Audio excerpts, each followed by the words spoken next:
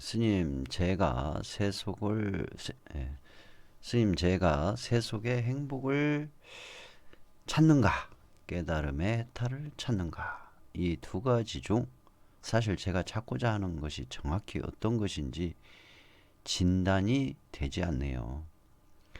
중간에 걸쳐져 있는 느낌이라고나 할까요? 예, 거의 정확한 진단인 것 같아요. 예, 대부분 그렇습니다.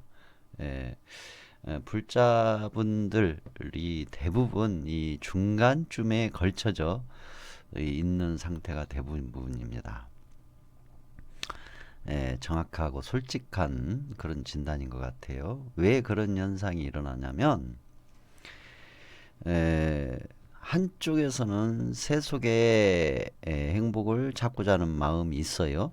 그런데 스님들의 법문이나 경전의 내용들을 보다 보면 이거 세속의 행복은 아닌 것 같은데 예, 나에게 진정한 자유와 행복은 깨달음에 있는 것 같은데 하는 그런 생각이 들 수밖에 없기 때문에 그렇습니다.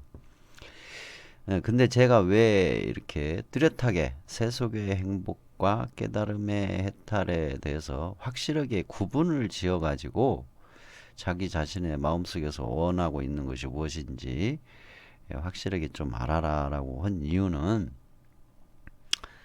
중간에 걸쳐가지고 있으면은 오히려 어, 이것도 저것도 아니어가지고 더 힘든 삶을 살 수가 있어요. 차라리 나는 세속의 행복을 찾고자 원한다 그러면 그 세속의 행복을 이한 부처님의 가르침을 집중적으로 공부를 하고 그쪽 방향의 모든 부분을 모색하게 됩니다. 그래서 불교 교리적으로 세속의 행복을 이한 공부도 더 집중해서 더 세밀하게 하게 되고 나아가 실천도 그쪽 방향으로 하기 때문에 집중해서 실천을 할 수가 있게 돼요. 그래서 세속의 행복은 이러이러한 이치를 알고 이러이러한 실천을 해야 되겠구나라는 확고한 확인이 이루어져요. 스스로 이제 나의 세속의 행복을 위한 실천을 적극적으로 하다 보면 그 이치도 오히려 더 깊고 넓게 알 수가 있게 되고 또 실천을 통해서 에, 본인이 생활에서 증명하실 수가 있어요. 확인하실 수 있다라는 얘기죠. 그러면 세속에서의 행복을 위해서 업을 공부를 한다면 정말 내 생활과 직접적인 원인이 되는 것이니까 더욱더 적극적으로 집중해서 이제 업을 알려고 할 거 아닙니까? 그렇게 해서 업을 알게 되면 상당히 세밀한 부분까지 업에 대해서 알 수가 있게 되는 것이죠. 또 인과응보를 내 삶의 행복을 위해서 인과응보를 공부한다면 철저히 공부를 하겠죠. 교리적으로도 보다 더 다양하게 습득하려고 공부하려고 노력을 할 것이고 나아가 내 생활에서 인과응보 현상을 관찰하는 것도 아주 세밀한 것까지 관찰하려고 노력을 하겠죠.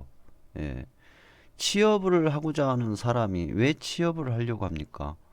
본인의 생활을 위해서 취업을 하려고 하잖아요. 그래서 취업 시험 공부를 아주 고되게 하잖아요. 고되게 치열하게 공부를 하죠. 취업 시험 공부를. 그런 것처럼 내 삶의 행복을 위해서 속세의 행복을 위한 인과응보 공부를 해야 한다면 치열하게 할 수밖에 없죠. 예. 그러니까 교리도 인과응보에 대한 교리도 치열하게 공부를 하고 또 인과응보에 대한 나의 삶 속에서의 관찰 또한 치열하게 할 수밖에 없어요. 내 삶의 세속의 삶의 행복을 위한 길이니까. 또 인과연기도 마찬가지죠. 나와 내 주변의 사람들 또는 나와 내 주변의 모든 중생들의 관계에 대해서 치열하게 공부하고 관찰할 수밖에 없죠. 나의 세속의 행복을 이해한 것이니까. 그리고 이제 십선업 실천을 한단 말이에요. 그러면은 내 세속의 행복을 이해한 재료가 십선업이라고 하니까 더더욱 열심히 십선업에 대해서 치열하게 공부를 하겠죠. 그러니까 여러분들 제가 영상 올려드린 십선업의 과보 또 십악업의 과보 혹시 외우신 분 계시나요? 예를 들어서 살생의 과보가 무엇이 있다. 그것도 큰 맥락에서 얘기한 거거든요. 예. 살생업의 10가지 과보에 대해서 여러분 외우셨나요? 또 여러분들 십선업의 그러니까 자비실천 방생의 과보 여러분 외우셨나요? 아마 안 외우셨을 겁니다. 반야심경은 외웠는데 천수경은 외웠는데 십선업의 첫 번째인 자비실천 방생의 과보 현상에 대해서는 안 외웠을 거예요. 또 살생업의 과보 현상을 안 외웠을 겁니다. 두 번째인 투도 도둑질에 대한 과보 현상에 대해서 외우셨나요? 10가지 과보 현상. 또 나누고 베푸는 보시행의 과보 현상에 대해서 외우셨나요? 안 외우셨을 거예요. 반야신경은 외웠는데 안 외웠어요. 십선업의 과보 각각 10가지의 복덕의 과보 현상에 대해서 여러분들 안 외우시고 계실 거예요. 또 십악업에 대한 10가지 과보 현상 외우지 않았을 겁니다. 근데 그것도 큰 덩어리란 말이에요. 세세한 것이 아니라. 근데 그 10가지 과보 현상들을 빗대어서 내 삶에 일어나는 선업의 과보 현상 관찰 또 악업의 과보 현상 관찰을 해야 되거든요. 근데 안 해요. 그냥 듣고 말아요. 아, 십선업은 좋은 과보가 있는가 보다. 근데 반야신경을 외우고 천수경을 외우는 것은 또 열심히 해. 왜 그런 줄 아세요? 한 키에 한 방에 잘 될 것 같으니까. 반야신경을 외우고 금강경을 사경을 하고 천수경을 외우면 그동안의 악업이 다 소멸돼 가지고 단숨에 내가 부경화 누리는 복을 받을 것 같으니까. 거기다가 공덕도 받을 것 같으니까 그거를 해요. 근데 반야심경의 내용이나 금강경의 내용이나 천수경의 내용은 다 한결같이 깨달음을 향하는 가르침이에요. 깨달아서 해탈을 하는 그 행복을 추구하는 거라고요. 근데 여러분들 마음속에 당장 나와 내 가족의 세속의 삶의 행복을 원한단 말이에요. 그럼 거기에 맞게 해야 되는데 그렇지 않기 때문에 그런 현상이 일어나거든요. 또 거기다가 이런 경우가 있어요. 이 세속의 행복을 찾는다라는 목적을 기준으로 두고 업, 인과응보, 인과연기, 십선업을 실천을 하시게 되잖아요. 그러면 저절로 지혜가 생겨요. 눈이 생기고 귀가 생겨요. 지혜의 눈, 지혜의 귀가 생긴단 말이에요. 그렇게 되면 결국은 깨달음으로 가는 그 밑바탕, 대지가 형성이 되는 거예요.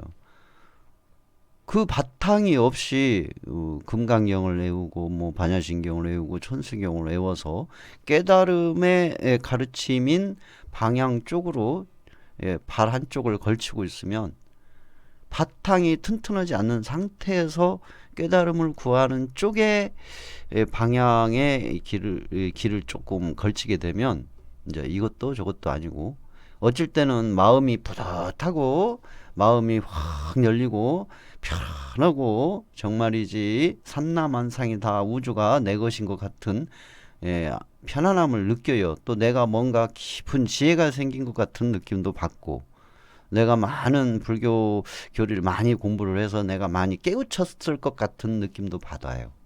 근데 오늘 갑자기 내 자식의 문제, 내 남편의 문제, 내 배우자의 문제, 내 아내의 문제, 또 내 직장의 문제, 내 속세 생활의 생계의 문제에 부딪히게 되면 언제 그랬냐? 한순간에 한숨이 나오면서 다 무너져 버리죠. 그래서 이제 제가 뚜렷하게 구분을 해라고 하는 거예요. 확실하게 세속의 행복을 원한다면 세속의 행복의 가르침을 집중적으로 공부하고 애울 것이 있으면 애우고, 예. 또 실천하고 본인이 관찰하고 확인하고 그렇게 가셔서 탄탄해져서 세속의 행복이라는 것이 이렇게 이루어지는구나를 본인이 직접 삶 속에서 확인하시게 되면 저절로 인과응보, 인과연기에 대한 통찰이 이루어지겠죠. 그 상태에서 깨달음을 향하는 길을 내가 가야겠다. 그러면은 확실한 깨달음을 향하여 가고자 하는 마음이 확고하죠. 확고한 상태에서 출리심이 일어날 수밖에 없어요. 그런 상태에서 사성제인 고성제를 통찰을 하게 되면 통찰이 잘 될 거 아닙니까? 이미 인과응보, 인과연기를 통찰을 했으니까, 확인했으니까. 그러면은 고성제가 통찰이 잘 되죠. 고성제가 제대로 통찰이 된 상태에서 집성제로 넘어가게 되면 자동으로 집성제가 확연히 보이죠. 그런 상태에서 출리심이 생길 수밖에 없죠. 자동으로 출리심이 생긴다 이거요. 자연스럽게 내가 이제는 깨달음을 향하여 공부를 하자, 실천을 하자, 수행을 하자. 그런 마음이 확고하게 일어난다는 얘기죠. 그래서 속세에 대한 미련 없는 마음인 출리심이 확고히 생겨서 저절로 팔종도 실천 수행이 저절로 이루어지거든요. 그래서 이미 속세의 행복에 관한 공부, 또 통찰, 또 실천이 이루어진 상태에서 그 바탕에서 깨달음의 해탈 쪽으로 가는 공부, 실천, 수행이 자연스레 이루어질 수밖에 없다라는 것이죠. 근데 이것도 저것도 아닌 중간 단계에서 한쪽 발은 속세의 행복, 한쪽 발은 깨달음 쪽에 걸쳐 있는 것처럼 있으면 본인이 한 단계 한 단계 성취해 가는 그걸 맛볼 수가 없어요. 그냥 막연할 뿐이죠. 막연합니다.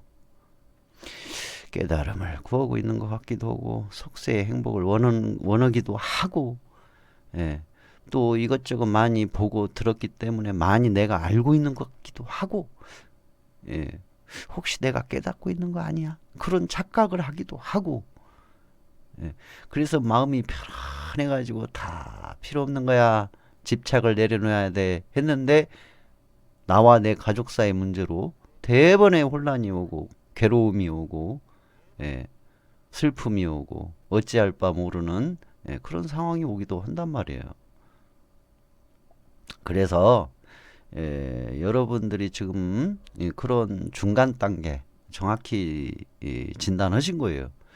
일단 중간 단계에 그거 잘라내시고 확실하게 세속에 내가 행복을 원하는 쪽으로 하든지 깨달음을 구하는 쪽으로 하든지. 근데 깨달음을 구하는 쪽으로 한다면 속세의 희노애락을 완전히 배제해야 됩니다. 그렇지 않으면 깨달음의 길로 갈 수 없어요. 근본적으로 가기가 힘들어요. 근본적으로 불가능합니다. 쟤는 늦게 출가를 해가지고 제 자식이 있다고 그랬잖아요. 출가를 하기 전에 이미 저는 이 속세적인 것을 다 떠났죠. 그리고 나서 출가를 했어요. 겉으로는 전혀 그렇지 않게 보이지만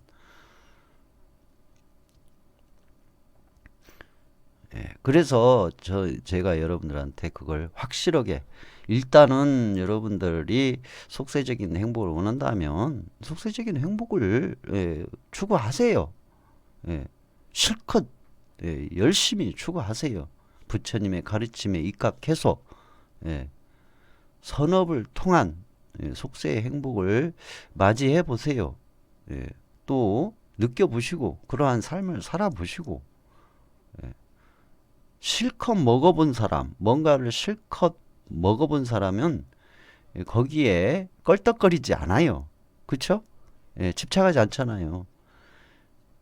부처님처럼 그런 과정을 갖는 게 가장 바람직해요. 속세의 행복을 실컷 누려보고, 아, 이건 아닌 것 같아. 뭔가 다른 게 있는 것 같아. 완벽한 행복이라고 볼 수가 없어. 그래서 부처님께서는 출가를 하시지 않습니까? 예. 속세에서 남부러울 곳이 없는 부귀 영화를 누리면서 살다가, 이건 진정한 행복이 아닌 것 같아. 뭔가 내 가슴에 빈 것이 느껴져. 허전함이 느껴져. 예. 왜 사람은 죽고 늙고 병들고, 예. 태어나서 늙고 병들고 죽어야 하나?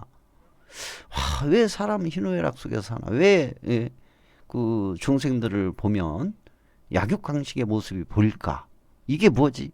그런 이제 마음속에서 출가를 하시는 거 아닙니까? 이미 부처님께서는 출가와 동시에 출리심이 확고했었던 것이죠. 예, 그러니까 여러분들에게 제가 말씀드리는 건 그거예요. 확실하게 본인이 원하는 것이 무엇인지를 확실하게 좀 점검을 해봐라. 예, 그리고 나서 거기에 맞게 출발을 해라. 찾아가라. 예.